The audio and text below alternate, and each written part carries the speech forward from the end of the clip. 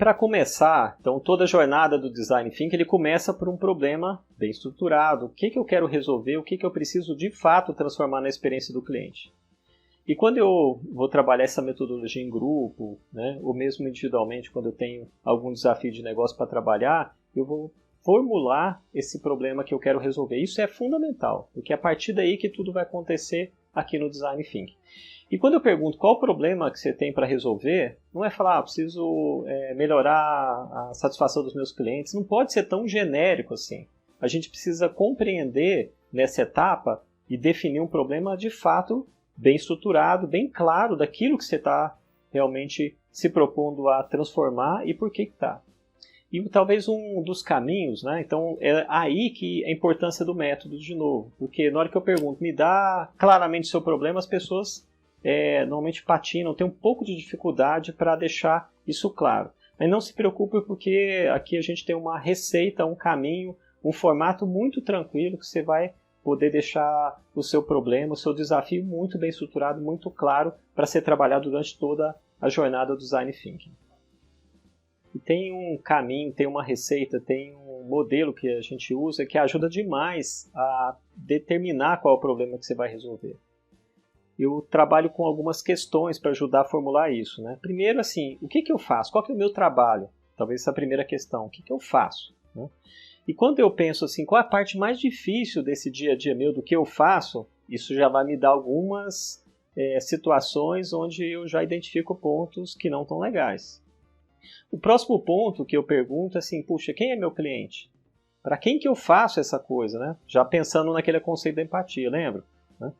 E aí eu já posso tentar imaginar dentro dessa parte difícil do meu cliente o que ele já vem me dizendo que precisa melhorar. Isso talvez eu já até saiba, né?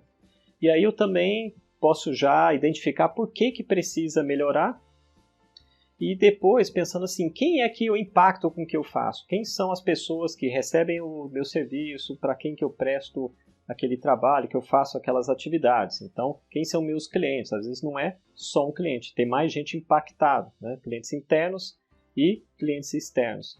Outro aspecto muito importante para entender o problema e determinar ele é ver a amplitude dele, o tamanho desse problema. É um problema pequeno, é muita gente que é impactado, eu corro o risco de ter grandes prejuízos, ou se eu resolver, eu posso ter muitos resultados.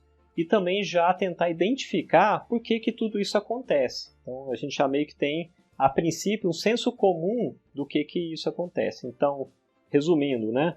Qual que é o meu trabalho, por que ele é difícil, onde que ele é difícil, quem são os meus clientes, né? Tanto interno quanto externo, o que eu acho que já precisa melhorar pelo que eu já tenho ouvido, né?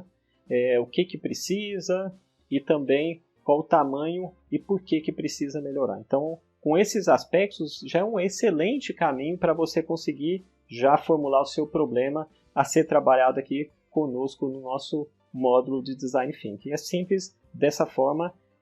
Então, sintetizando, porque essa etapa é a etapa talvez a mais importante no processo de Design Thinking, que é começar com um problema claro e relevante para ser trabalhado.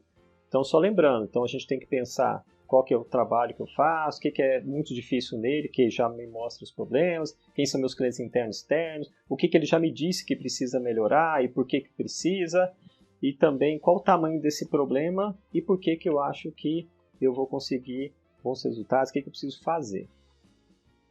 Então, para concluir essa etapa da definição do problema, como eu falei que ela é fundamental para toda a jornada do Design Thinking, isso vai ser sintetizado numa frase que nós vamos pegar todos aqueles pontos que a gente identificou, né, em relação a necessidades, problemas, melhorias, expectativas e formular uma frase que ela vai determinar o que a nossa jornada do Design Thinking vai resolver. Eu trago para vocês aqui um exemplo falando um pouco sobre o processo de recrutamento e seleção, pensando no primeiro dia, como é que eu recebo um novo colaborador da empresa. Então, como ficaria uma frase dentro dessa perspectiva para demonstrar como melhorar? Então, eu coloco lá, o pouco prazo para trabalhar com profundidade numa contratação não é suficiente para preparar de forma adequada a infraestrutura e as pessoas para receber bem os novos colaboradores no primeiro dia. Então, dessa forma, eu deixo claro uma série de coisas. o que acontece, por que acontece, quem é impactado, perceberam? Dessa forma, a gente tem clareza a partir de agora do problema que nós vamos resolver. Então, o que você vai fazer agora é determinar a sua frase. Você vai lá, vai fazer seu desafio, o que você vai trabalhar considerando esses modelos, esses exemplos e essas particularidades que nós compartilhamos aqui nesse módulo. Agora que você já definiu o seu problema usando o nosso método de formulação de desafios de problemas, compartilha comigo, manda para mim, vai ser um prazer te ajudar a verificar se está legal, se ele está completo, se ele está abrangente, se ele está suficiente para tudo que nós vamos fazer daqui para frente. Então, fica a dica aqui, compartilha comigo, vai ser um prazer poder te ajudar nessa etapa desse treinamento.